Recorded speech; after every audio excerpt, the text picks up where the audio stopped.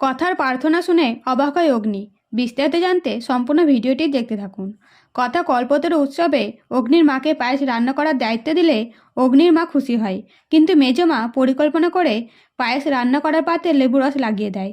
এই দৃশ্য কথা দেখে ফেলে সব ঠিক করে দেয় এবং অগ্নির মা পায়েস রান্না করার সময় দুধ না ফেটে গেলে মেজমা চিন্তিত হয়। ঠিক তখনই কথা বলে, মেজমা, তোমার চোখ দেখে মনে হচ্ছে তুমি ছানা খুঁজছো।